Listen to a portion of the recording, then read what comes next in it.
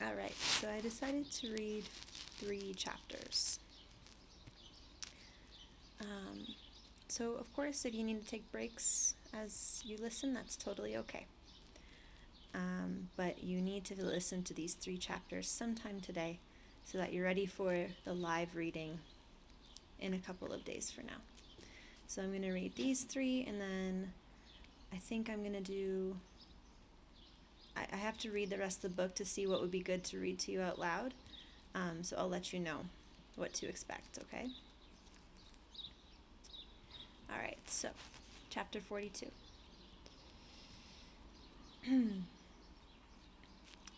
This time, when I ducked through the boarded-up windows, I needed to be more careful than ever before. If the ground was being studied on the other side of this wall, I couldn't do anything that would make the watchtower guards take notice of me here. If they hadn't done so already, it wouldn't be hard for them to connect my actions with their sinking ground. So I stuck to my routine when I entered their sights. I loaded the bucket with dirt and then stuffed the sheet over it. My buckets were heavier than they used to be, and I was carrying them better. This was a small thing, but I was proud of it. I glanced back at the watchtower, as I always did more often than I should. I couldn't see anyone there this time, so maybe they were inside, or maybe they were part of the ground investigation. If so, I hoped that was a good thing. When I turned forward again, I jumped with surprise and almost cried out. Anna was standing there, nearly in front of me. I wasn't sure where she had come from. The only way she could have arrived so suddenly was if she had already been there hiding and watching. Anna had surely seen me coming from inside the building just now. She looked as nervous as I felt, with a rigid posture and licking her lips as if we lived in the driest of deserts, but I couldn't understand why. I had everything to lose in this moment, while she only risked losing her clean dress if I decided to push her into the pond, which I was seriously considering. "Can we talk?" she asked. Oh, so for these chapters, I'm going to have you do your own thinking prompts. So I've highlighted some passages that I think are important, significant, and I want you to do the thinking. I've modeled for you how to think about this kind of book. Sorry, there's a truck going by. And I want you to try to make some of your own connections as you look at the highlighted passages. You can talk to me, but I'm not sure who I'm talking to. My words were bitter and angry. Am I talking to the Stasi right now, or the Grenzers? The only thing for sure is I'm not talking to a friend. Maybe I never was. "If you won't talk, then will you listen?" Anna asked, "because I have things to say. If I don't tell them to you, I will have to tell somebody. Which would you prefer?" Reluctantly, I nodded for her to follow me and then continued on to the pond. After all, I still had work to do. Anna sat on a rock near the pond and clasped her hands together. "The Stasi visited us after Peter died," she said. "They searched our house and found things from the West. Innocent things that everyone has. Some black market perfume for my mother, a television with its station turned to the west, and some forbidden books. Nothing we'd purchased, just ones my family still had from the old days. I don't think my parents even remembered we had them, to be honest. The Stasi used those things to blame us for Peter's escape attempt, and said my parents would be arrested for encouraging subversive behavior, and I would be taken away.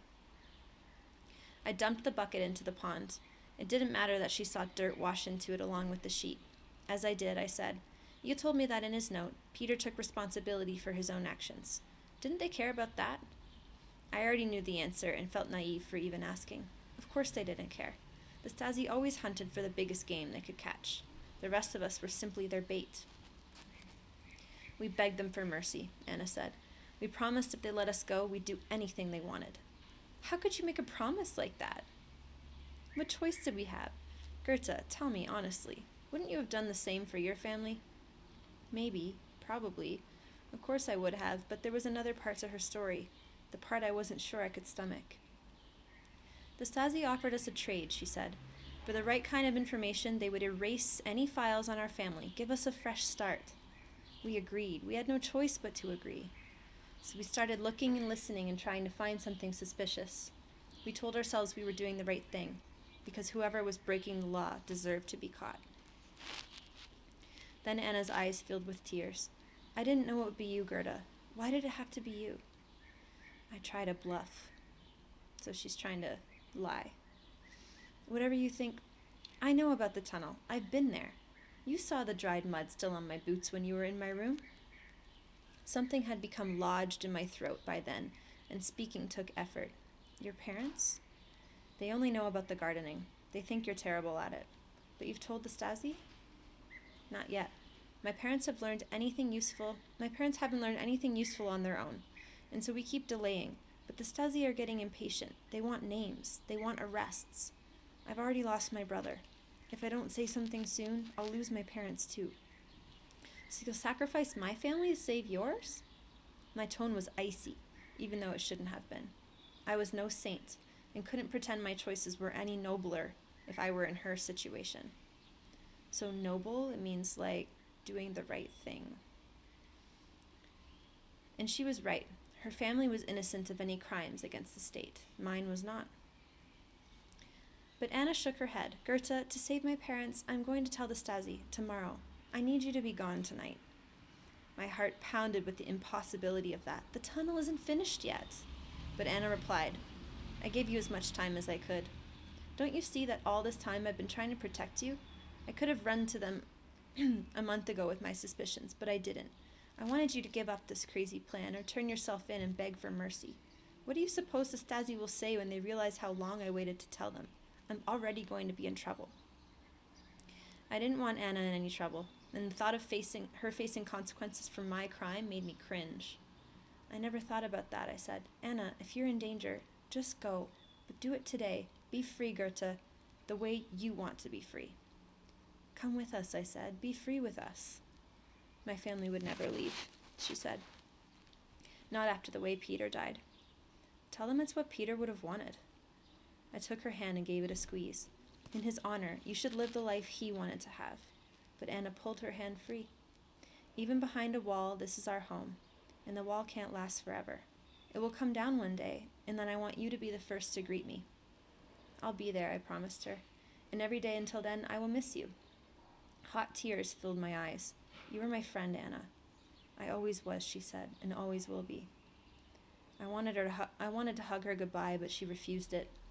At first I thought that was because of how dirty I was, but then she cast an eye toward the watchtowers and said, We don't say goodbye when they're watching. We only say see you soon. So I waved at her as she walked away, but instead of farewell I said, Ask yourself why Peter left. Please, Anna, promise me that you will find that answer. She didn't respond or turn around. As she faded into the alley, I wasn't even sure that she had heard me at all.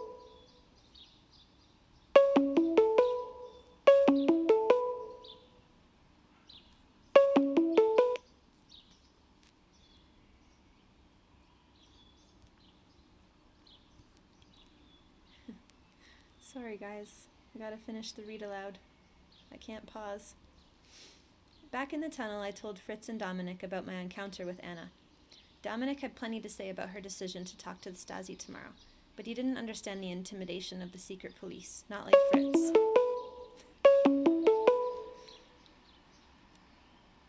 who merely nodded and said we would find a way out in time. After Fritz mortared the brick we had already brought down, there wasn't much more we could do from our end. It would be several hours before the mortar was dry enough to lift overhead.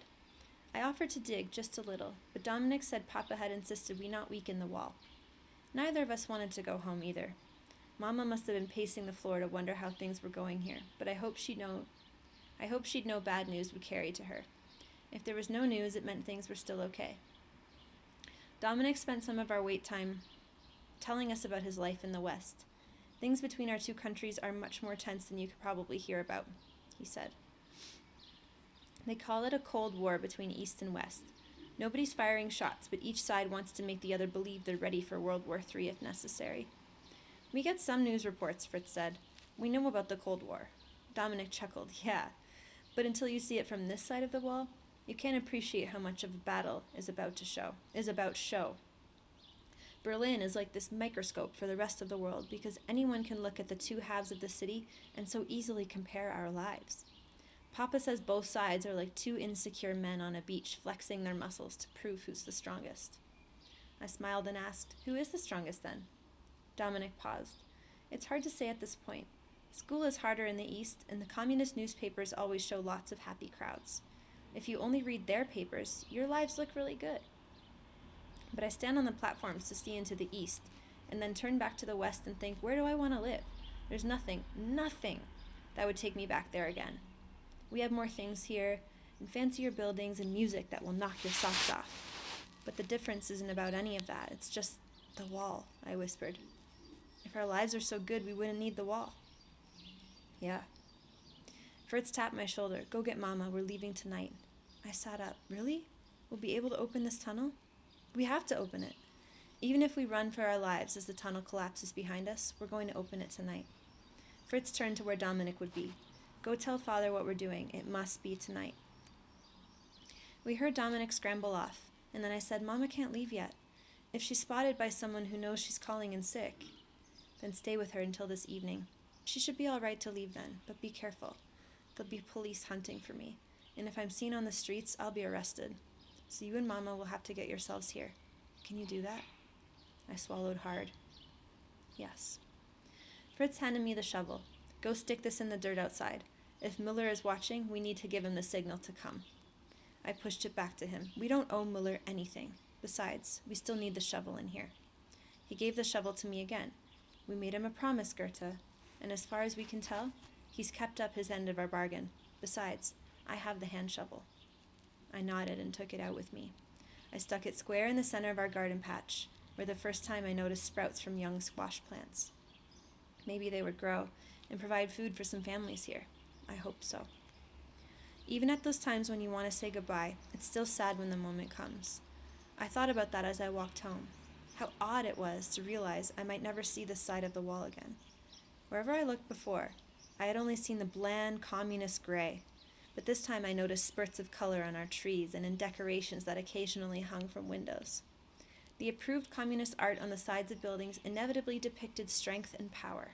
I didn't care much for it, but I realized that it had encouraged me to be a stronger person, a lesson that ironically had carried me through the hardest moments of digging out of the tunnel.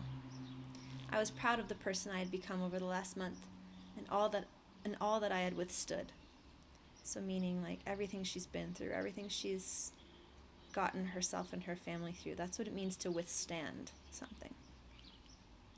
And no matter where I went in the future, a part of me would always belong to the East. Mama clutched at me when I came home, but said nothing. I had already planned out the words I would say to her, something to make our situation clear without betraying us. Are you feeling better? I asked, because Fritz is definitely joining the military tonight, and he wants us there to see him off. She smiled with tears in her eyes and then hugged me tight. Just a few more hours to wait, and we would be gone.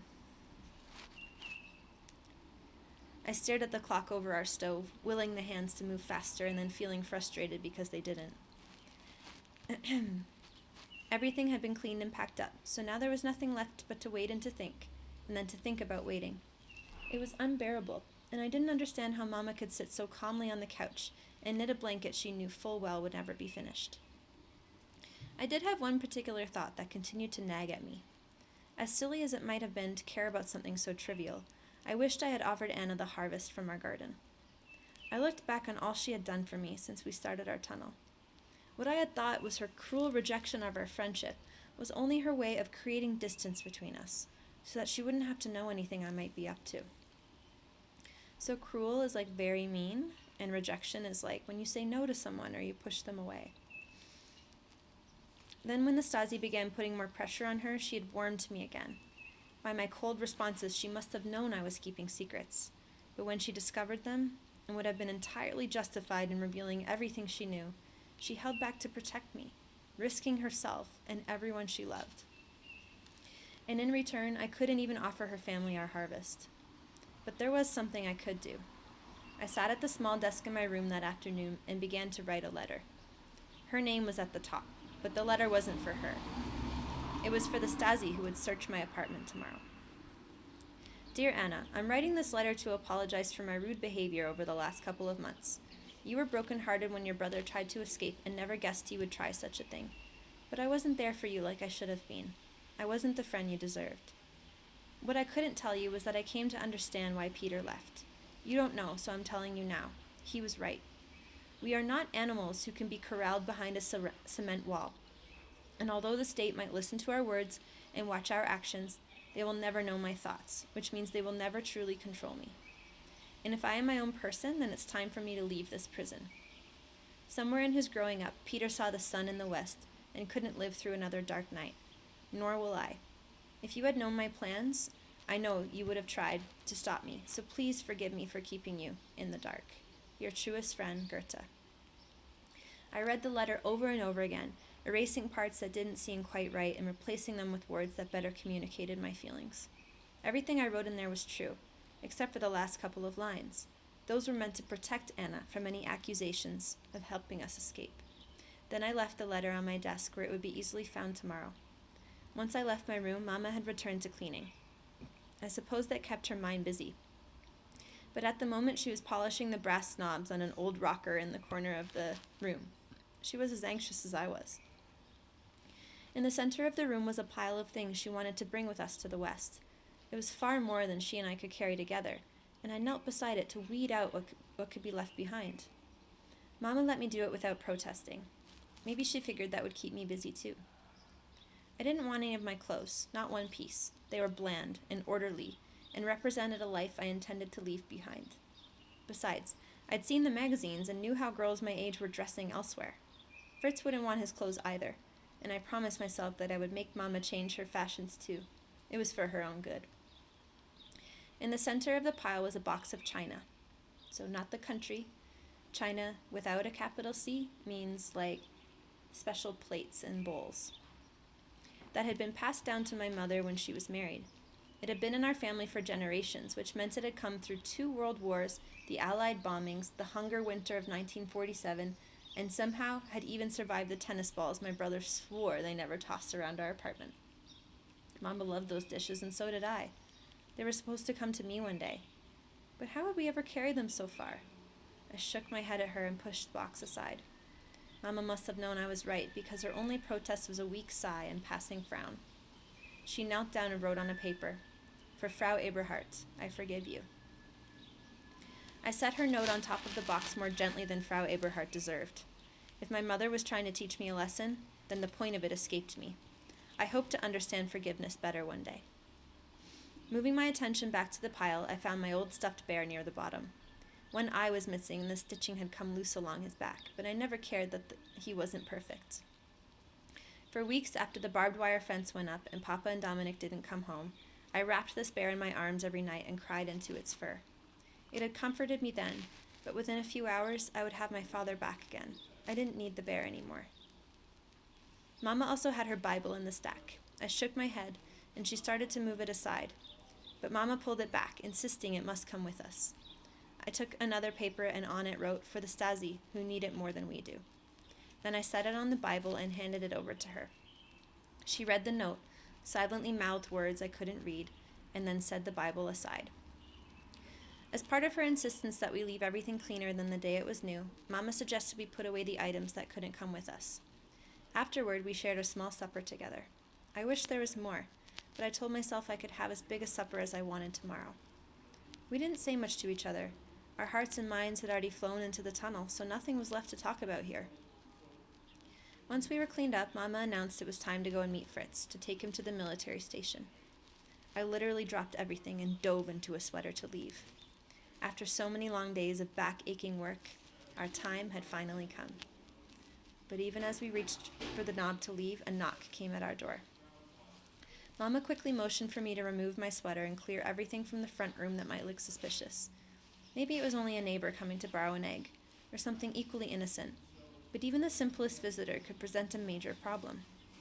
We had only a few sacks, mostly old photos and family records, and a personal treasure for each person in the family, but I grabbed them and stuffed everything into an empty cupboard in the kitchen. Then she answered the door. "Frau Loh, guten Abend," a man's voice said. "May we come in?" The door was just wide enough for me to see who was on the other side. When I did, my breath caught in my throat. This was no visiting neighbor. The Grenzers had come for us at last.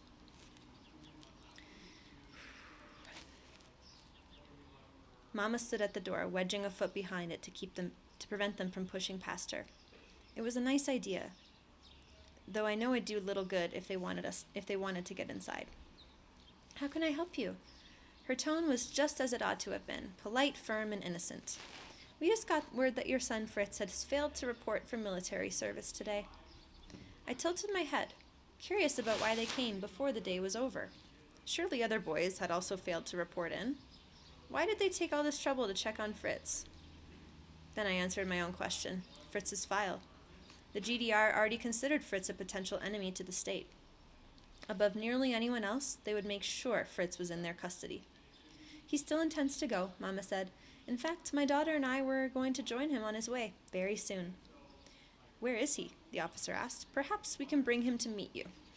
Mama hesitated. I could see her mind working for the exact words that might technically allow her to avoid telling a lie. I rarely went to so much effort. He can't be far away right now. His things are here, so I know we'll see him soon. Of course. He said that as if he didn't believe her. Well, Frau Lowe, we will wait outside the apartment for him to come. As you said, I'm sure we'll see him soon. Mama nodded, then shut and locked the door behind him. She didn't need to tell me what to do next. As quietly as possible, we raced through the apartment, destroying anything that made it look as if we were packing to leave. I touzled my bed, Mama put dishes in the sink, and we put away anything that had been left out as intended gifts or to take with us. The notes on the china and the Bible were ripped up and flushed down the toilet. So was my note to clear Anna of any suspicion. That left an ache inside me, but I promised myself to find a way to help her once I was on the other side. If I reached the other side. None of that was certain now. From the front room window, we could see onto the street where 2 Grenzer cars were waiting, almost acting as barricades to our building. Curfew began in less than an hour. Afterward, getting to the tunnel would be very difficult, if not impossible. Worse still, I knew it wouldn't be long before the Grenzers would demand answers for where Fritz was. And what could we possibly say when their questions came? Mama said things for the microphones about how Fritz would be back soon, and about how silly the officers would feel for ever wondering about him. But fear clutched at my throat like a noose, and I could barely answer. It seemed senseless now to pretend.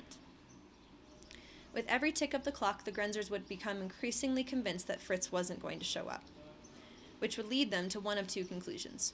Either he was escaping the country on his own, or else we were helping him hide somewhere. Whatever they decided, the Stasi would be here soon with questions we absolutely could not answer, no matter how they threatened us, or worse.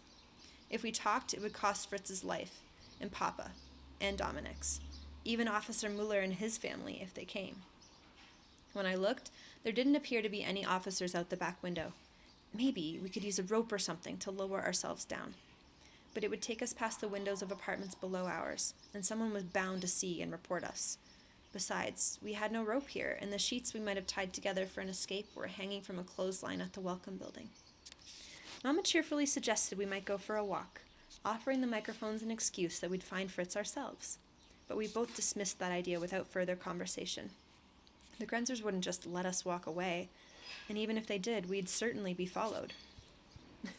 Sorry. One more thought came to my mind, something so awful it made my toes curl inside my shoes. But I couldn't ignore it anymore. Expecting that Mama and I would arrive soon, Fritz and Papa would open the tunnel that night. Tonight, they would wait as long as possible for us to come, hoping for the best and silently wondering if the worst might have happened. At some point, it would become obvious that we weren't coming. They would see the instability of the tunnel, discuss the Grenzers' investigation directly overhead, and conclude the only logical thing they could. Tonight was our last chance. Fritz would be forced to cross into the west without us. By morning, Mama and I would be in a Stasi prison. The thought of that terrified me, but I had always known things might end this way, and I had to be strong, or at least pretend that I was for Mama's sake, since she looked as afraid as I was. She'd probably been thinking the same thing, though neither of us could freely discuss it here. Another knock came at the door, and Mama went to answer it. This time the Grenzers didn't wait for courtesies before they barged in to search our home, so they pushed their way in. There was nothing to find. Mama and I had already made sure of that. And in full view, we had left Fritz's bags packed for the military, hoping it would look like that was still his plan.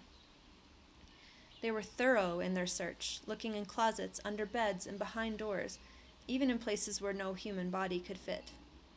When they began opening drawers and rifling through papers, I realized they were looking for more than just Fritz. They wanted grounds for arrest, his arrest and ours. For the first time, I was grateful that Mama had made us clean so thoroughly. Nothing in our apartment led to the tunnel or to any sign of us planning an escape. We stood in the center of the front room, Mama and me holding hands. My clutch on her was fierce, but she whispered that we must remain calm. Finally, one officer approached us. I recognized him as Victor, Fritz's old friend. If Victor remembered me, he gave no sign of it. Victor was with the Stasi. I remembered that all too well. Our apologies for any inconvenience to you and your daughter, Victor said. You understand that at this point it is clear that your son is not planning to report tonight? I can't give you any explanation, Mama said. Nor am I asking for one, Victor replied. But if he is not here by curfew, we will bring you and your daughter in for a conversation with my superiors. They will demand an explanation, and you will provide one to them. The way he ended his sentence turned my stomach into knots. Mama couldn't say a word in response, and I only gripped her hand tighter. Victor frowned down on me. You and your brother are very close, no? Where do you think he is? I shrugged lamely. From his expression, he obviously knew that I was holding something back, something big, but he wasn't authorized to pry those secrets from me. That was for the interrogators to do, and they would pry or dig or tear those secrets from me using methods I couldn't begin to think about without feeling sick. I wouldn't pretend to be strong enough to resist them. I only hoped I could hold out long enough for Fritz to get away. All right, thanks for hanging on for 3 chapters with me. We have 3 left. 45, 46, 47. Okay, bye.